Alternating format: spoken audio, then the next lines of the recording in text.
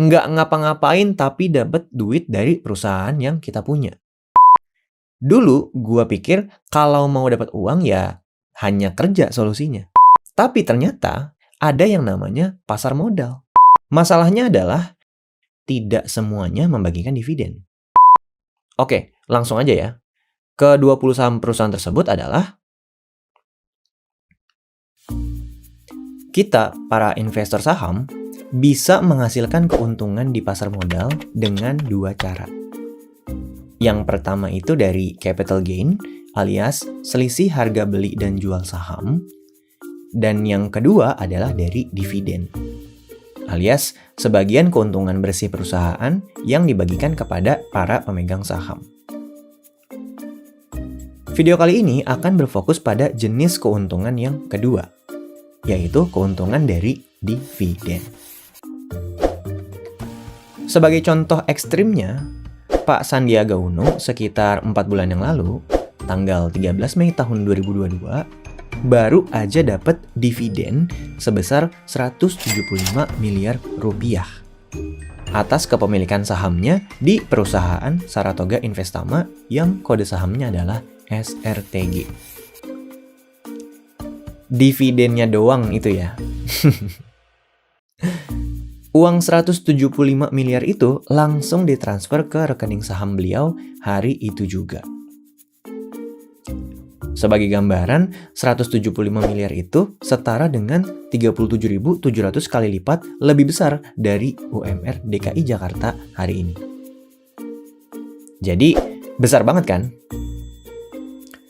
Tapi sekali lagi, itu adalah contoh ekstrimnya.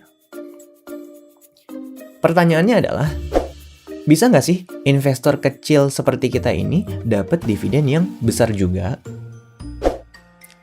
Terus, emangnya perusahaan apa yang suka bagi dividen?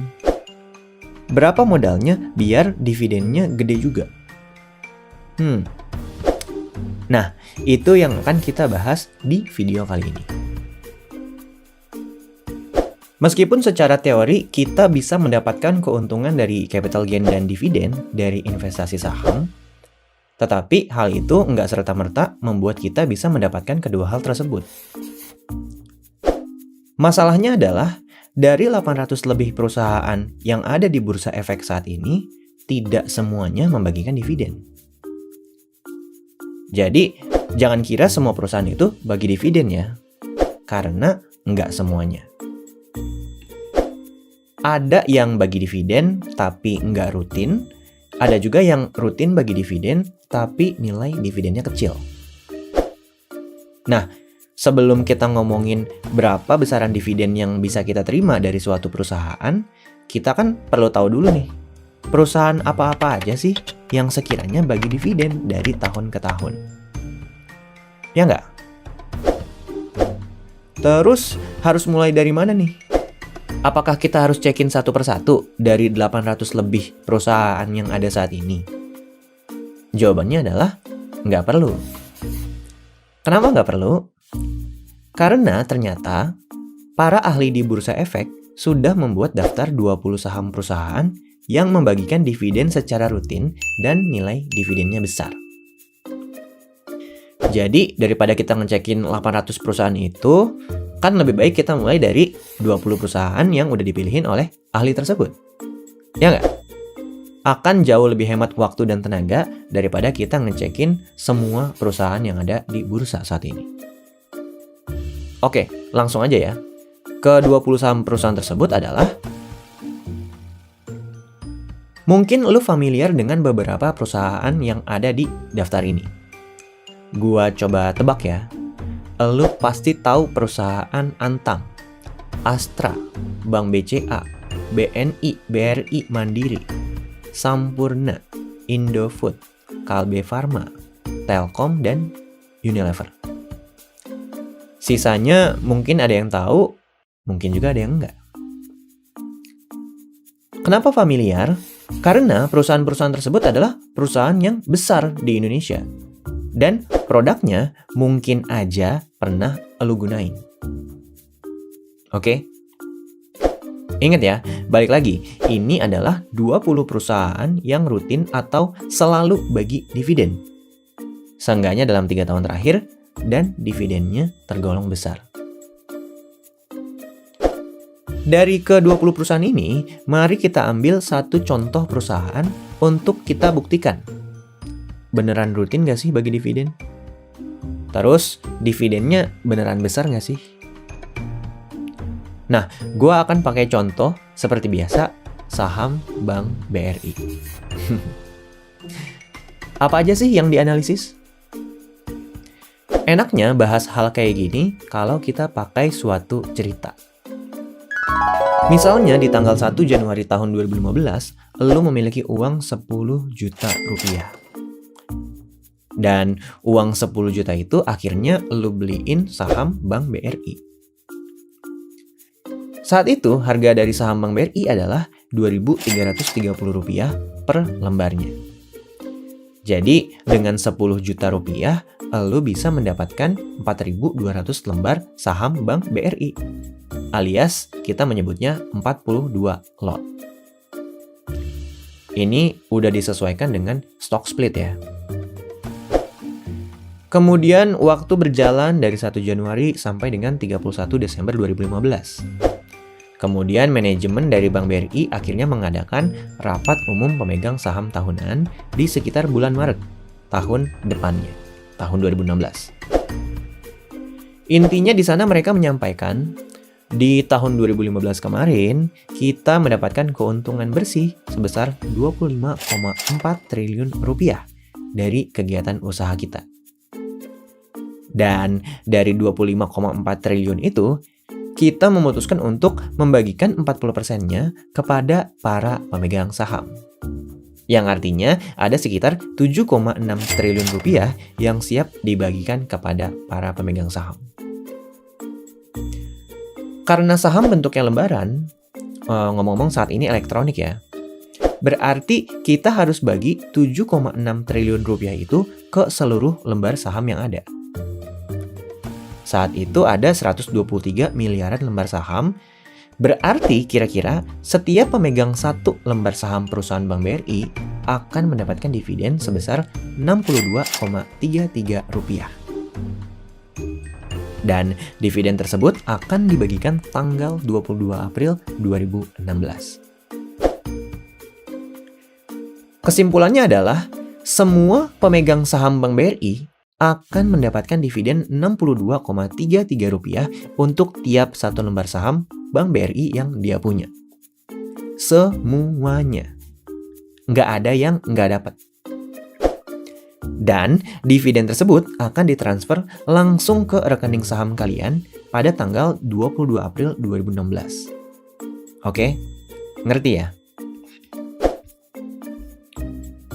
Karena lu memiliki 4.200 lembar saham Bank BRI, lu berhak mendapatkan dividen sebesar ya 4.200 dikali 62,33 rupiah. Yang hasilnya adalah sekitar Rp261.000. Nah, lumayan nggak? Sebenarnya kalau dipikir-pikir, kecil juga ya.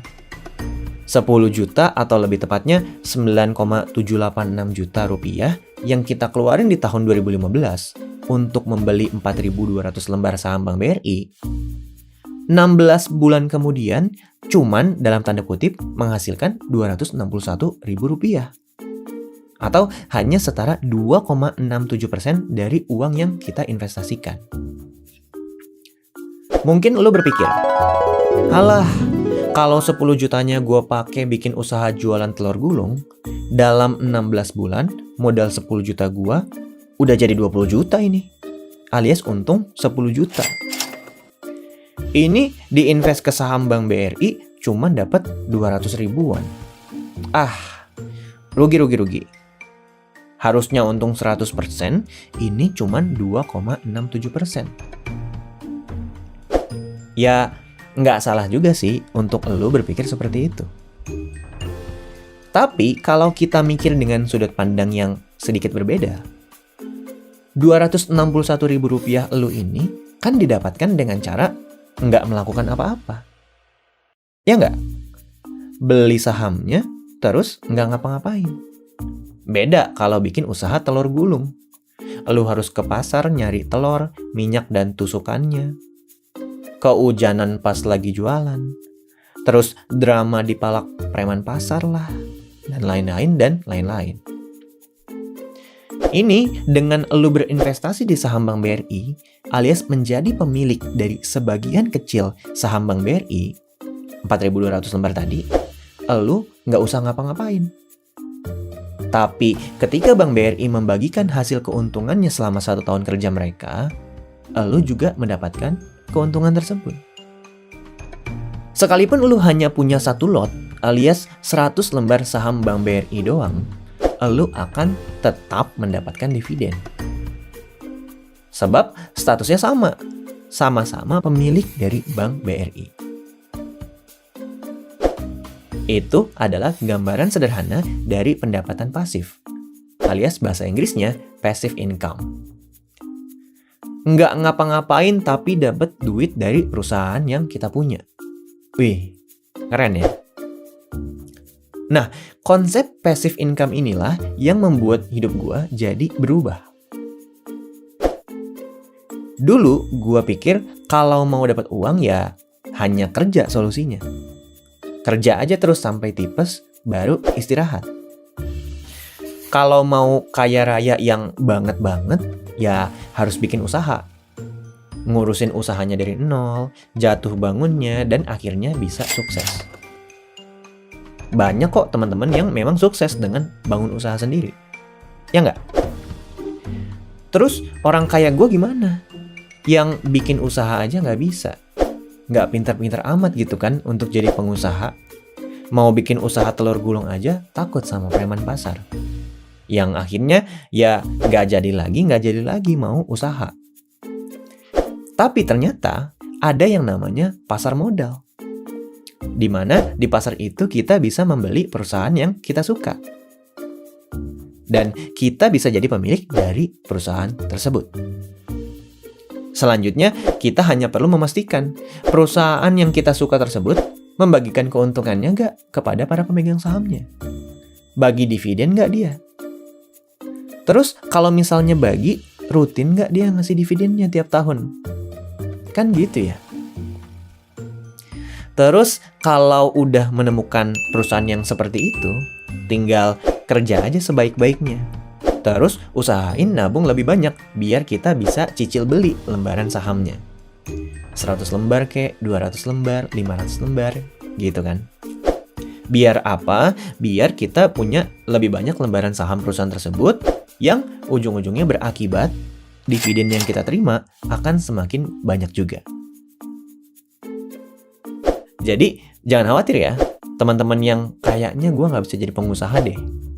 Ternyata kita bisa kok jadi pemegang saham perusahaan aja. Karena konsepnya sama, membeli saham adalah membeli kepemilikan dari suatu usaha. Oke, balik lagi. Kita analisa lagi perusahaan Bank BRI ya. Apakah dia rutin membagikan dividen? Dan apakah dividennya besar? Nah, ternyata kalau kita cek di websitenya Bank BRI, tepatnya di halaman www.ir-bri.com/dividen.html, semenjak tahun 2003 sampai saat ini, Bank BRI nggak pernah absen bagi dividen. Artinya, udah 19 tahun berturut-turut, Bank BRI selalu membagikan dividen kepada para pemegang sahamnya. Wow, jadi mudah banget dong ya kita menyimpulkan kemungkinan tahun depan akan bagi dividen lagi kali ya. Orang 19 tahun berturut-turut dia bagi dividen. Ya nggak? Memang selalu ada kemungkinan untuk suatu perusahaan nggak bagi dividen, meskipun sebelum-sebelumnya bagiin terus. Tapi kalau melihat data seperti ini kan kita semakin yakin ya, bahwa perusahaan ini, dalam hal ini perusahaan Bank BRI ya, kemungkinan besar ya bagi dividen tahun depan. Dan tahun depannya lagi.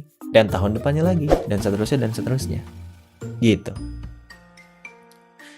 Terus, satu hal yang bisa kita perhatikan juga di sini, semenjak dari tahun 2003 sampai terakhir di 2021, besaran dividen per lembarnya dari saham Bank BRI itu cenderung naik terus.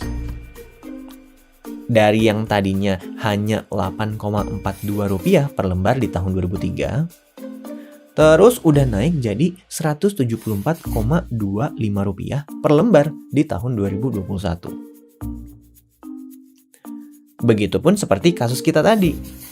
Waktu beli di tahun 2015, dividennya saat itu hanya Rp62,33. Tapi di 2021, dividen per lembarnya udah jadi Rp174,25. Alias naik hampir 3 kali lipat dalam waktu 7 tahun. Tentu aja hal ini bisa terjadi karena kinerja Bank BRI yang terus meningkat dari tahun ke tahun. Jadinya hampir tiap tahun nilai dividennya meningkat juga. Kira-kira begitu.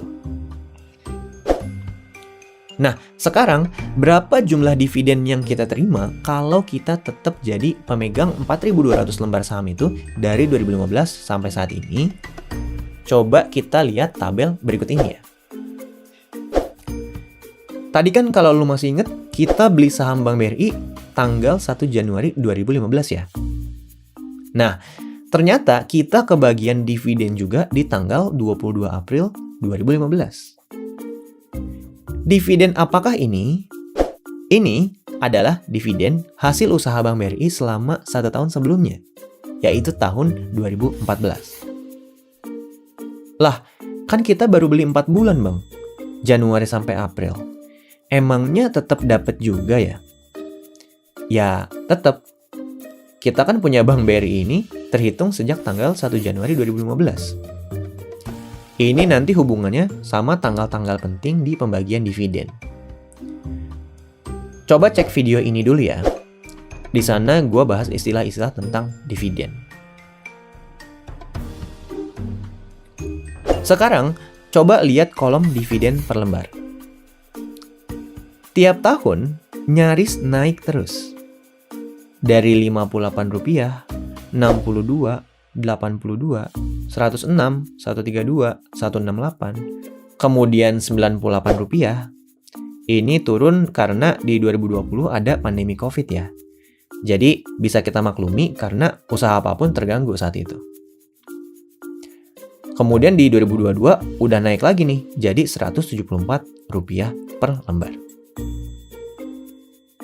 Karena kita punya 4.200 lembar saham Bank BRI sejak tanggal 1 Januari 2015, berarti total dividen yang kita dapatkan adalah Rp3,7 juta atas kepemilikan saham Bank BRI kita. Ingat ya, itu dividennya doang. Belum termasuk dengan keuntungan dari capital gain saham Bank BRI-nya. Kalau kita memang mau jual saham tersebut. Dulu kita beli harganya Rp2.330 per lembar. Hari ini per lembarnya udah jadi Rp4.500-an per lembar. Jadi udah naik hampir 100%. Lumayan banget lah. Jadi di video kali ini gua juga mau ngasih tahu ke elu semua bahwa ada 2 jenis saham yang bisa kita beli. Yang pertama, saham yang bisa kita pegang selama-lamanya. Dan yang kedua, ada saham yang sedang under value, alias kita bisa beli saat dia murah, terus kita jual waktu harga sahamnya kembali ke harga wajar. Kalau jenis yang kedua ini kita bahas nanti ya. Nah, saham apa-apa aja nih yang bisa kita pegang selamanya?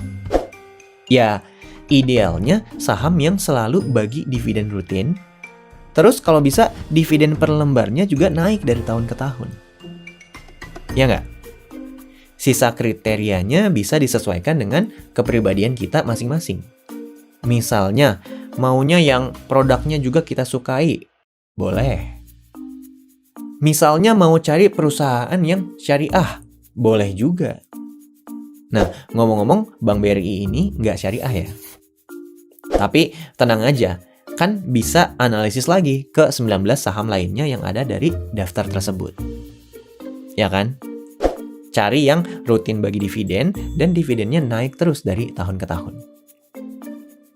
Ngomong-ngomong, Ke-20 daftar saham ini bisa kita cari dengan kata kunci IDX High Div 20 2022 di Google.